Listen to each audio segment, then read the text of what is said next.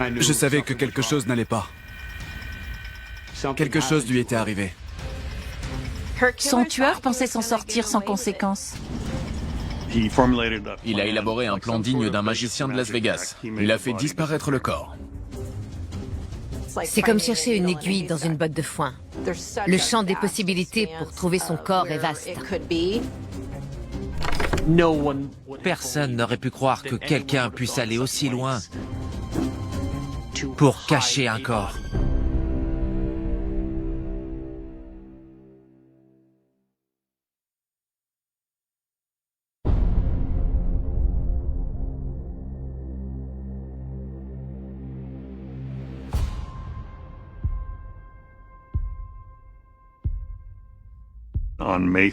Le 31 mai 2019, la disparition d'Esmeralda González est déclarée à la police métropolitaine de Las Vegas.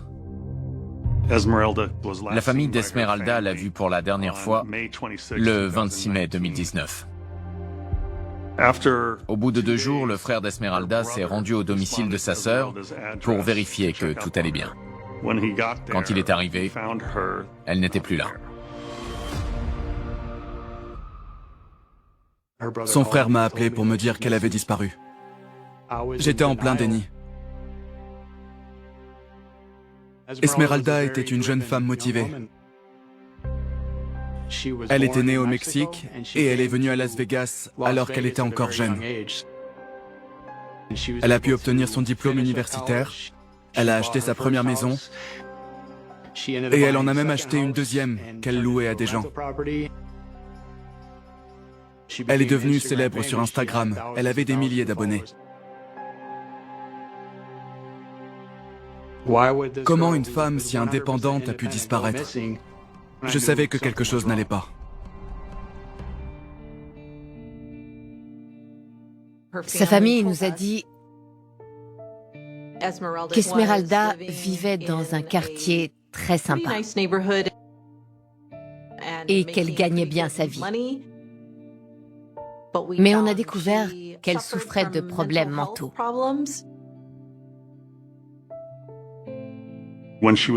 Quand elle était sous médicaments, elle allait bien. Mais si les médicaments ne faisaient plus effet, alors elle avait des épisodes où ça n'allait pas. Une semaine avant qu'elle ne disparaisse, son frère m'a appelé et m'a dit que ses troubles mentaux s'aggravaient à cause de ses médicaments.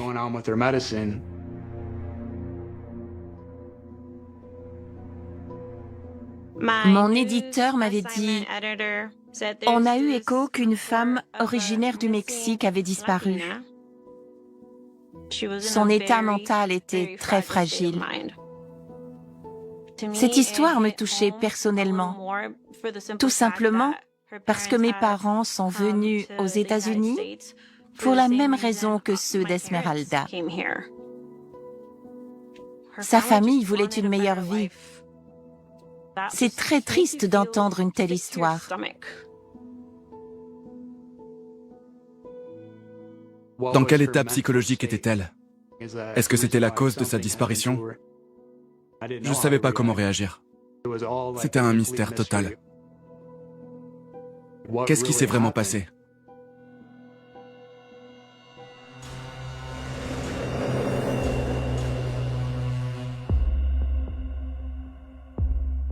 Pour moi, toutes les affaires sont des puzzles à résoudre. Quand les enquêteurs de la police sont venus nous voir pour nous parler de l'affaire, ils nous l'ont décrite comme une affaire de disparition. Mais rien ne laissait croire que nous avions affaire à une enquête criminelle au vu des informations récoltées. On est allé à la résidence d'Esmeralda pour voir si sa disparition était due à un événement qui se serait produit chez elle. Il n'y avait pas de signe d'un enlèvement chez Esmeralda. Mais elle avait laissé son téléphone et sa voiture.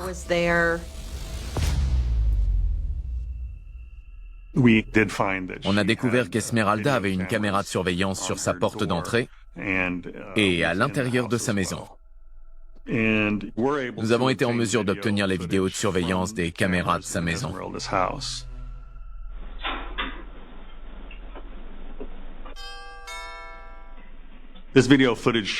Cette vidéo de surveillance montre les comportements d'Esmeralda autour de sa maison quelques jours avant sa disparition. Salut mon cœur. Je suis terrifiée parce que je sens mes dents. C'est comme si elles allaient tomber. Elle agit de façon incohérente, bizarre. On l'entend marmonner des phrases absurdes Pourquoi tu m'en veux? et sautiller pour un rien.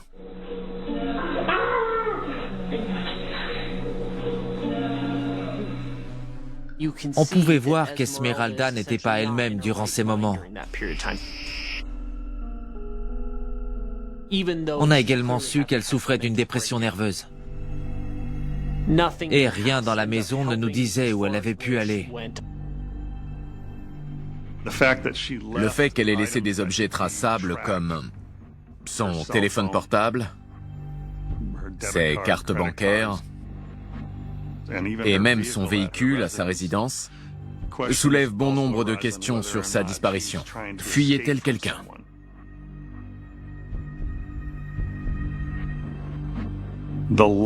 Plus longtemps une personne est portée disparue, plus l'affaire a des risques d'être classée sans suite. Mais il est aussi plus difficile d'assembler les pièces du puzzle.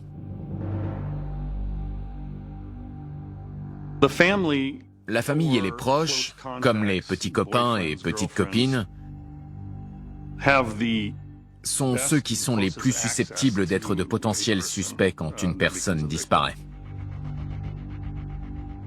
C'est la raison pour laquelle les forces de l'ordre se tournent toujours principalement vers eux lors d'une disparition.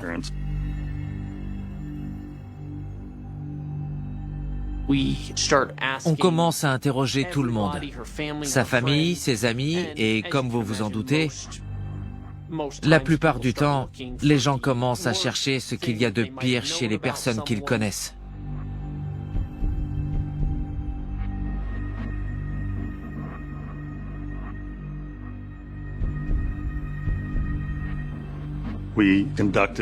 Nous avons interrogé les membres de la famille d'Esmeralda et ils nous ont raconté qu'elle avait un petit ami du nom de John. La dernière fois que je l'ai vue, c'était 6 ou 8 semaines avant qu'elle ne disparaisse. Je suis allé chez elle et elle m'a dit que je pouvais pas entrer parce qu'elle avait un nouveau petit copain. Elle m'a dit qu'il était extrêmement jaloux et qu'il regardait tout ce qu'elle faisait. Il voulait pas de moi ici. Je me suis dit que c'était vraiment étrange.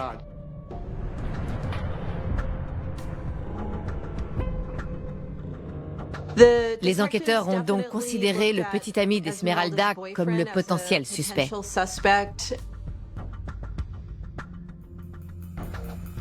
En tant que journaliste, on publie sur les réseaux. Je ne savais pas que le petit ami d'Esmeralda me suivait jusqu'à ce qu'il m'envoie un message. J'ai été très surprise. Il allait être filmé pour nous parler d'Esmeralda en tant que petit ami. Mais il a changé d'avis parce que la police voulait également lui parler. Il voulait savoir où est-ce qu'il était et s'il était impliqué ou non dans la disparition d'Esmeralda. Il nous a pas dit grand-chose sur ce que la police lui a demandé durant l'interrogatoire.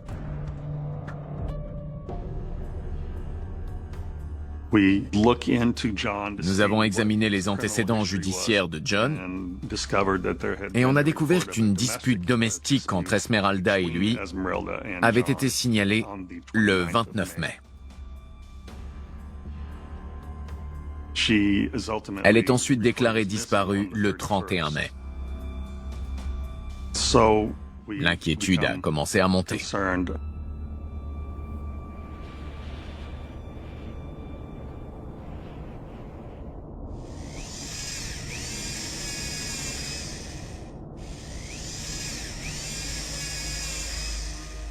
John finit par se montrer plutôt coopératif en donnant des informations et en indiquant où il se trouvait. Il nous a laissé son téléphone. Il a même laissé les enquêteurs fouiller ses réseaux sociaux, toutes ses applications. Nous avons utilisé les données de localisation prélevées sur le téléphone portable pour déterminer que John n'était pas avec Esmeralda depuis le 29 mai, c'est-à-dire les jours précédant sa disparition. À ce stade de l'enquête, nous n'avions pas assez d'éléments pour garder John.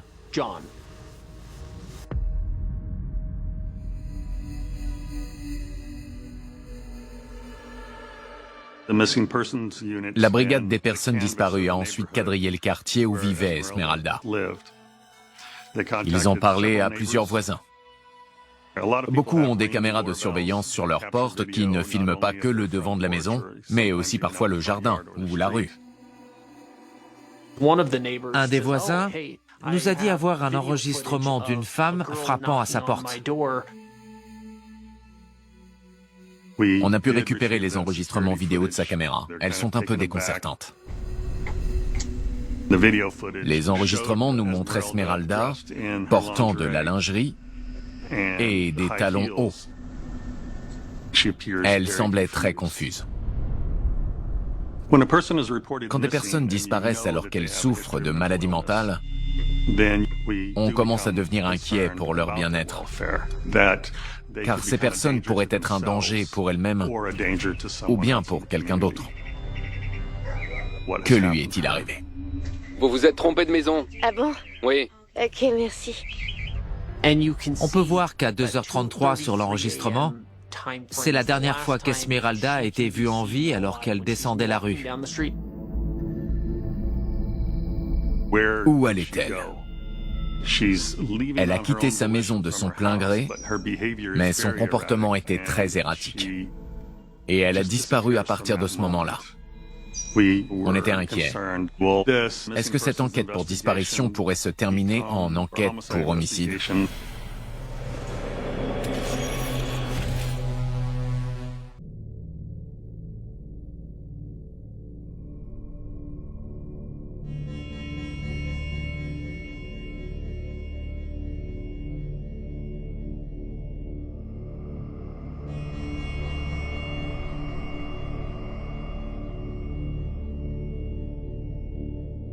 Quand une personne est portée disparue depuis un bon moment, on est presque sûr que l'affaire va déboucher sur une enquête pour meurtre.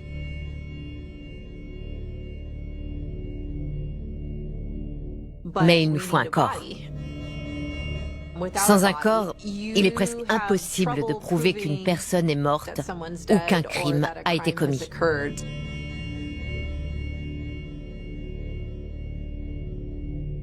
C'était frustrant parce que nous savions que la famille d'Esmeralda souffrait de sa disparition. Cette famille voulait une réponse. Mais nous ne pouvions pas leur en donner, parce que nous n'étions pas en mesure de déterminer ce qu'il s'était passé. On ne pouvait pas dire à cette famille de perdre espoir.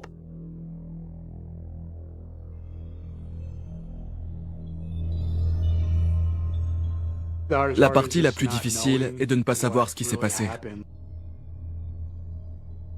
J'avais peur que quelqu'un lui ait fait du mal. Et ensuite, on se retrouve à chercher dans toute la ville, à fouiller dans tous les endroits où elle a l'habitude d'aller, où elle fait sa manucure, où elle fait le plein de sa voiture. On voit ses amis, sa famille. On va partout où on pense qu'elle aurait pu aller. On met des avis de recherche partout en ville.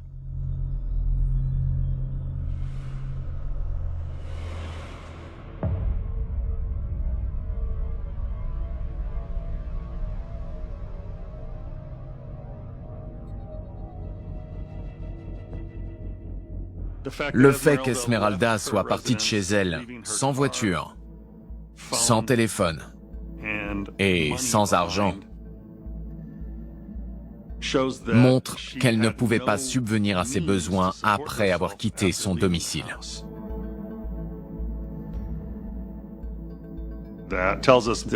Ça prouve aux enquêteurs qu'elle n'avait pas prévu de partir de chez elle longtemps.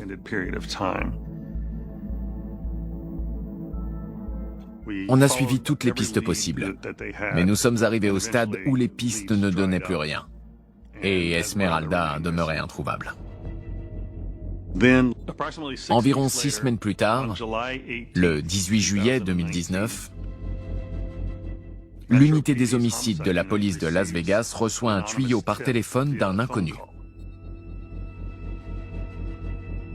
Le tuyau de l'inconnu était qu'une prostituée avait été embauchée par l'entreprise d'un certain Christopher Prestipino et qu'elle avait été détenue contre sa volonté plusieurs jours et qu'elle aurait été tuée par Christopher Prestipino. On se demandait si Esmeralda aurait pu être la fille en question, d'après les dires de l'informateur. Je reste tout de même intéressé. Il s'agit de la première véritable avancée significative dans cette enquête, qui s'en trouve totalement bouleversée.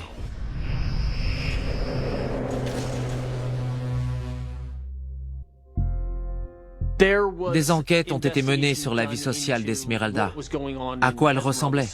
On savait qu'elle était influenceuse sur les réseaux.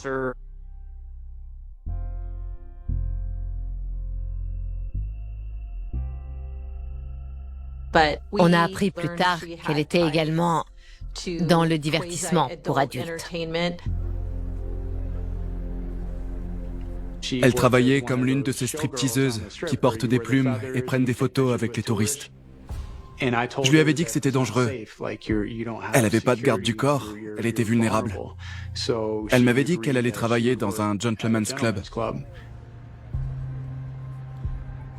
Elle a donc bossé, et elle a mis de côté chaque centime qu'elle gagnait. C'est pour ça qu'elle a pu s'en sortir et investir dans l'immobilier. Certains aspects du divertissement pour adultes dans la vie d'Esmeralda correspondaient à la description faite par l'informateur anonyme par téléphone. On pourrait croire que c'est une information valide. Mais pour nous, procureurs, nous avons besoin d'une scène de crime, d'un corps. Il nous faut quelque chose de tangible et de crédible si on veut inculper un suspect pour homicide. Pas simplement quelqu'un qui nous dit cette personne a disparu.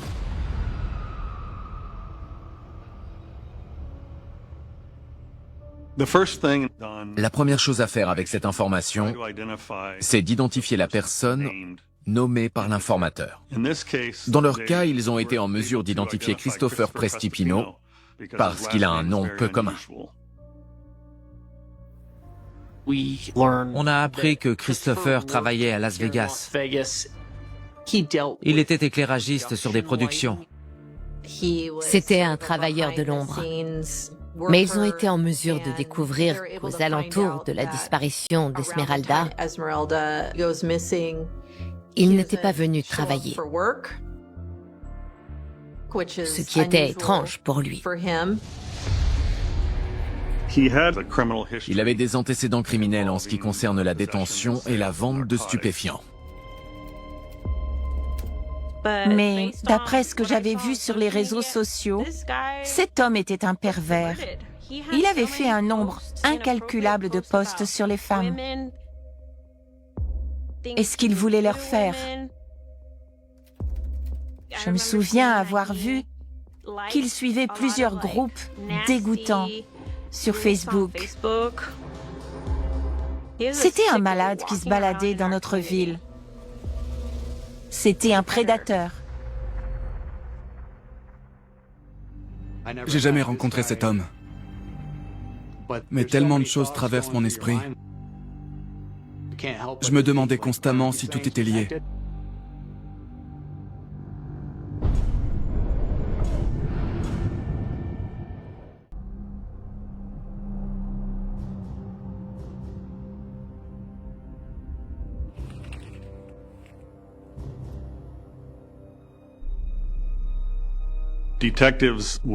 Les enquêteurs cherchaient un lien entre Esmeralda González et Christopher Prestipino. On a vérifié sur une carte les adresses d'Esmeralda et de Christopher, et on a remarqué qu'ils étaient à moins d'1 kilomètre l'un de l'autre.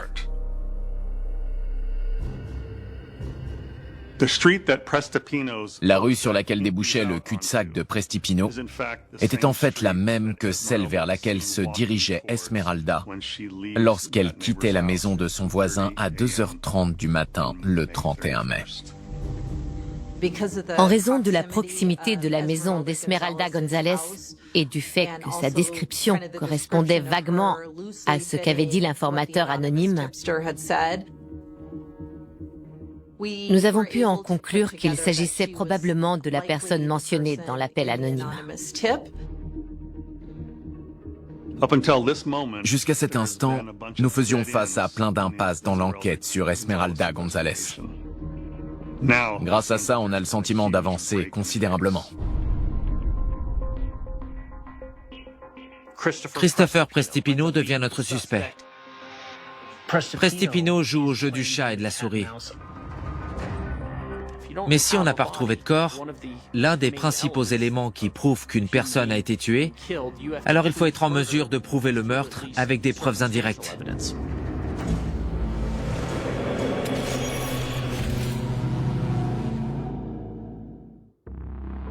Nous avons saisi les relevés bancaires de Christopher et nous avons pu voir où sa carte avait été utilisée. On a extrait les vidéos de surveillance. On le voit aller au magasin de bricolage. Les achats de matériaux ont commencé le 2 juin, après la disparition d'Esmeralda. Tous les achats étaient suspicieux.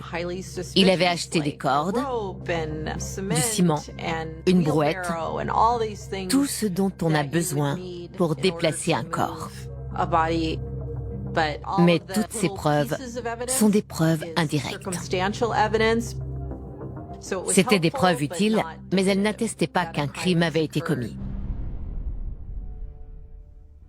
Nous avons également appris que Christopher Prestipino avait loué 3 camions différents entre le 8 et le 10 juin. Esmeralda a été déclarée disparue le 31 mai. Si Christopher Prestipino a effectivement tué Esmeralda et ne s'est débarrassé du corps que le 10, alors il a disposé d'une longue période pour élaborer et mettre en œuvre un plan pour se débarrasser du corps.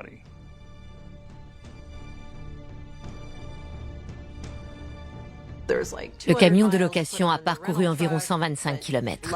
Mais il y a tellement de désert autour de Las Vegas. Le corps d'Esmeralda González pourrait être enterré n'importe où, au vu de l'immensité de la zone autour de Vegas. Mais il fallait que nous trouvions où était son corps. C'est comme chercher une aiguille dans une botte de foin.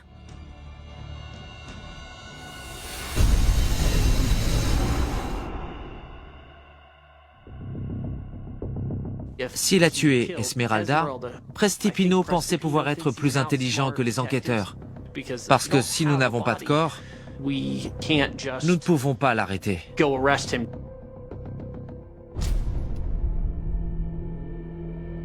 Il s'amuse à jouer au jeu du chat et de la souris, mais il faut qu'on persévère. On se demande également, d'un point de vue stratégique, si nous possédons suffisamment de preuves et si tout ça serait suffisant pour le jury. Les enquêteurs étaient très frustrés parce que le bureau du procureur refusait de poursuivre l'affaire à ce stade. Je pense donc qu'il y a eu un petit bras de fer entre les inspecteurs et le bureau du procureur pour savoir quand nous avons estimé que nous avions suffisamment de preuves pour aller devant le grand jury et présenter l'affaire.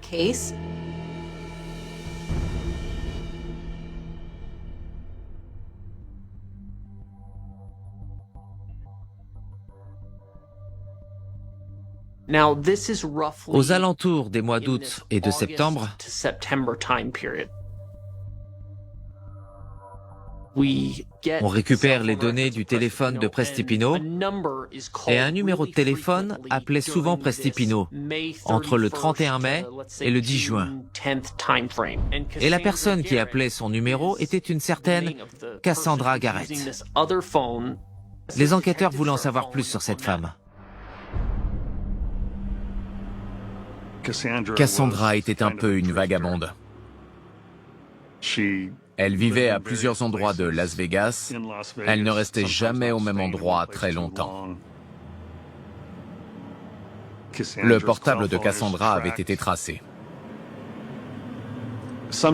Durant l'après-midi du 10 juin, Cassandra quitte Las Vegas.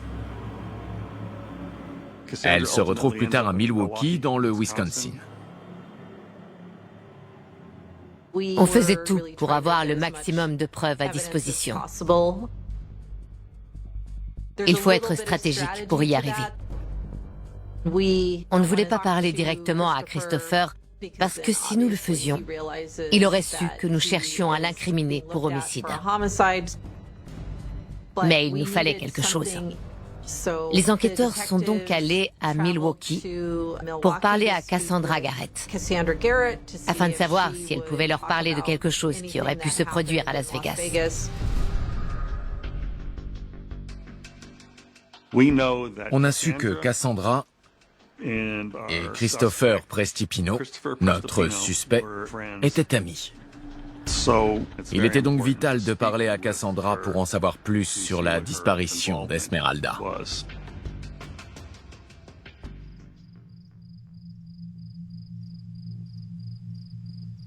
Mon équipier et moi avons été chargés de mener une enquête de suivi sur une personne disparue à Las Vegas. Ok. Très bien. Où dormiez-vous à Las Vegas? Je suis restée chez un gars qui s'appelle Chris. Je suis restée... Quand est-ce que... Attendez. Quand étiez-vous avec Chris? On parle de quel Chris?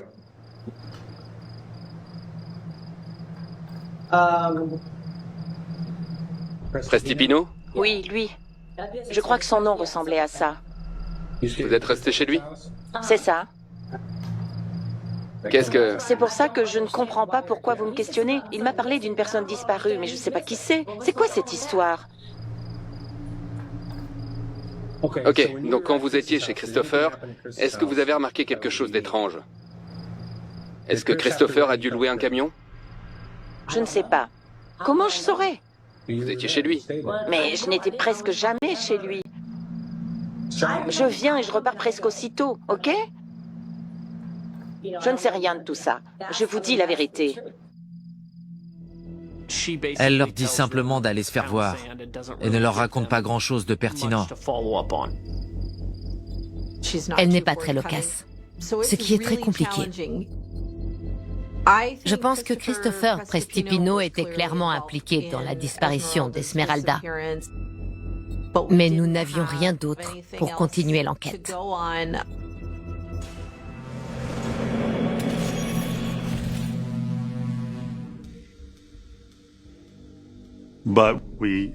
Mais nous craignons que Cassandra et lui n'accordent leur violence et tentent de dissimuler leurs crimes et de cacher toutes les preuves.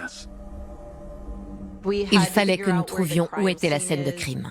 On a pu obtenir un mandat de perquisition pour la maison de Christopher afin de découvrir de potentielles preuves pouvant prouver la mort d'Esmeralda, mais également pour nous aider à retrouver le corps.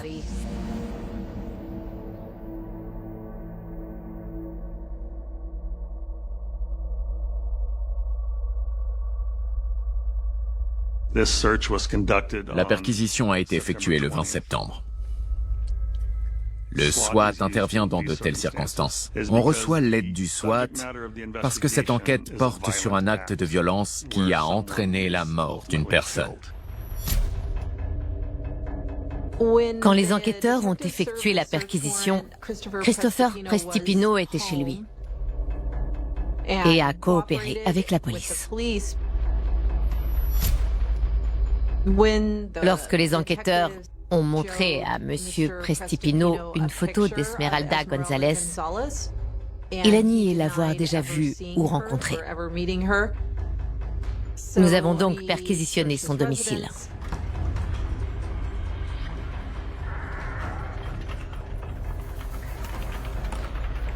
Il n'y avait presque rien qui indiquerait une potentielle lutte. Il n'y avait pas de potentielles armes. Il n'y avait pas de sang. Mais certains éléments suggéraient que quelque chose avait pu se produire dans la maison. Le sol du garage avait été refait. De nouveaux tapis ont été mis. Ces éléments seraient compatibles avec quelqu'un essayant de cacher des preuves d'un crime. Mais il n'y avait aucun moyen de dire avec certitude que quelque chose de grave était arrivé à Esmeralda dans cette maison.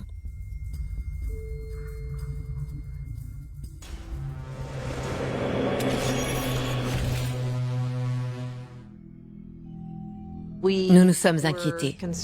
On ne savait pas si nous allions pouvoir constituer un dossier si nous ne retrouvions pas le corps. Prestipino se pensait peut-être plus intelligent que nous, mais nous n'avons pas arrêté de chercher.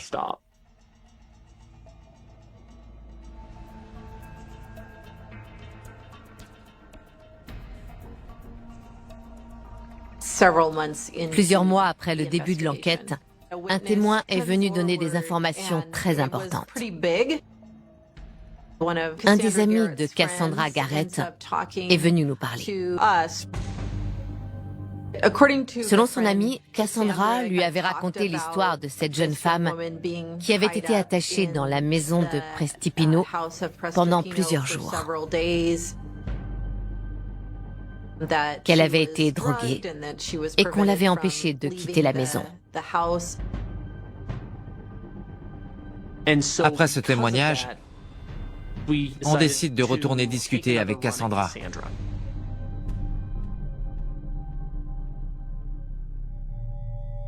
Nous lui avons dit que si elle nous disait ce qui était arrivé à Esmeralda, alors sa peine pourrait être allégée. Si elle pouvait nous donner le nom de quelqu'un d'autre, au lieu de porter la plus grande partie de la responsabilité sur ses épaules. Cassandra a décidé de coopérer avec les enquêteurs et a accepté de revenir à Las Vegas depuis le Wisconsin le 4 octobre. Elle a admis avoir été avec Christopher quand ils se sont débarrassés du corps.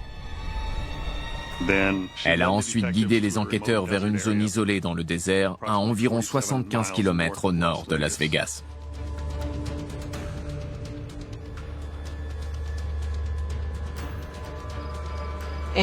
Une fois qu'ils sont arrivés dans le désert, ce qu'ils ont découvert était vraiment choquant.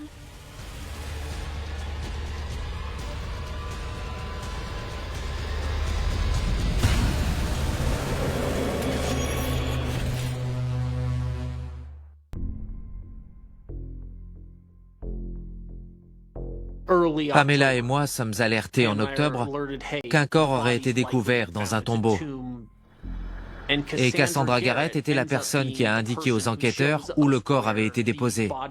Et le tombeau était en plein milieu du désert.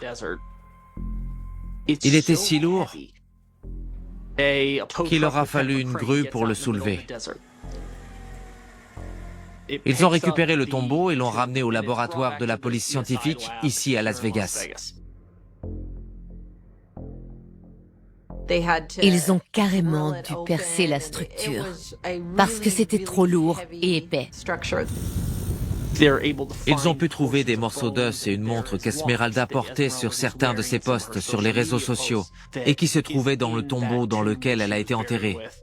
C'était l'une des premières façons de l'identifier, mais l'ADN a fini par confirmer qu'il s'agissait bien du corps d'Esmeralda. C'était le choc. Le choc dans le sens où on était étonné de se dire qu'une personne avait dû construire ce tombeau. L'enfermer dans un tombeau a dû demander une sacrée réflexion. Personne n'aurait cru que quelqu'un se donnerait autant de mal pour cacher un corps. Les procureurs pensent que le corps récemment découvert dans le désert serait celui d'Esmeralda González, la jeune femme de 24 ans qui a disparu. Les détectives l'ont retrouvée dans le désert, enfermée dans une structure artisanale en béton et en bois.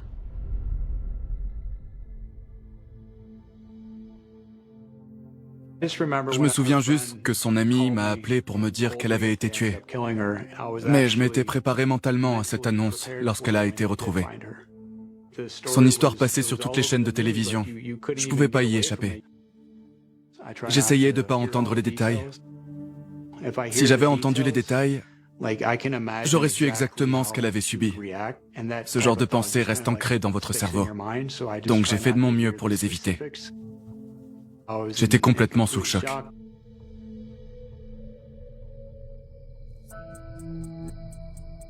C'est à partir de cet instant qu'on a pu demander un mandat d'arrêt à l'encontre de Christopher Prestipino.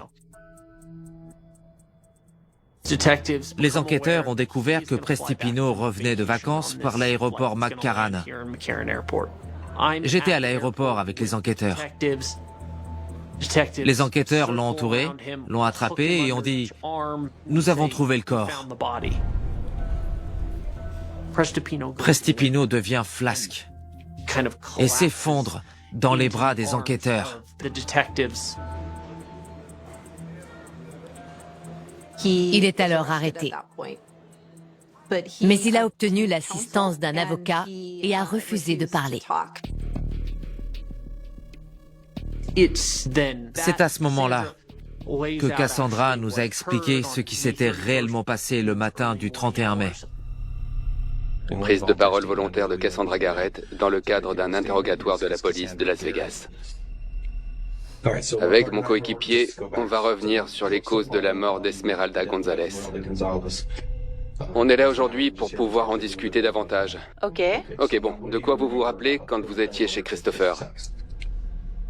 Il m'a appelé pour que je vienne, donc je suis allée chez lui. Cassandra a dit qu'elle était avec Christopher chez lui la nuit du 30 mai, jusqu'au matin du 31 mai.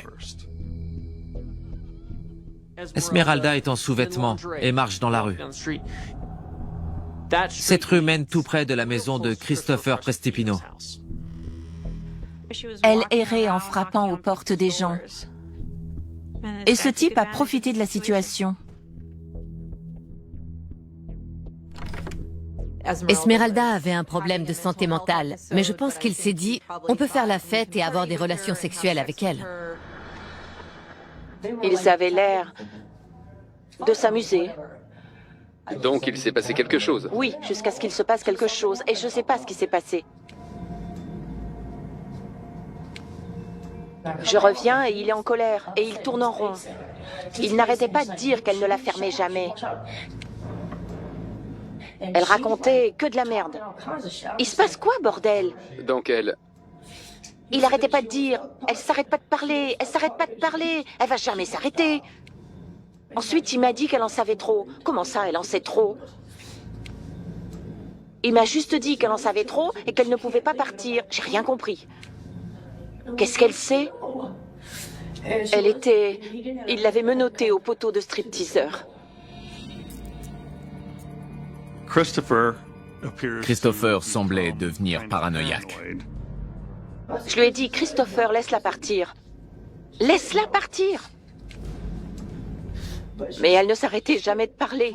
Elle n'allait jamais s'arrêter de parler. Ils ont ensuite décidé de la tuer. Il a commencé à frapper Esmeralda et à l'étrangler. Et... il l'a piquée avec quelque chose. C'était pas... une seringue ordinaire. Elle était pas normale. C'était pas comme une seringue à héroïne? Non, c'était... une longue seringue avec un tube. Tout est arrivé si vite, je sais pas. Je pense qu'il l'a juste piqué avec la seringue. Je sais pas. Je sais pas si c'était le bras ou la jambe. Je me souviens plus. Il l'a empoisonné, c'est tout. Christopher a injecté de l'acide chlorhydrique dans le corps d'Esmeralda. On s'en sert pour nettoyer les piscines. Et ça a été mortel pour elle. Il s'est servi de ça pour détourner les enquêteurs du corps et les empêcher de découvrir la façon dont ils s'en étaient débarrassés. Christopher a ensuite construit un tombeau plein de béton avec plusieurs vis et vérins. Il a vraiment cimenté le corps. Christopher et Cassandra ont ensuite conduit le camion qu'il avait loué, avec le bloc de ciment à l'arrière en direction d'une zone isolée à 75 km de Las Vegas. Ils ont été en mesure de retirer la structure faite de béton de l'arrière du camion et de l'abandonner en plein milieu du désert.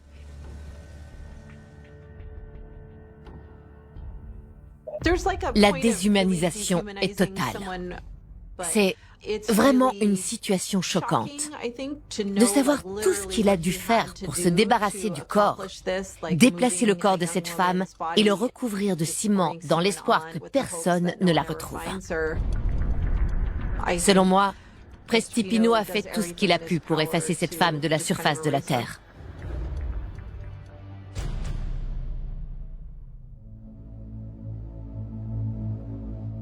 Si nous n'avions pas fait preuve d'une grande ténacité dans le suivi de l'enquête, en examinant les différents mandats de perquisition, les réseaux sociaux et l'analyse des téléphones portables, on n'aurait probablement jamais élucidé l'affaire.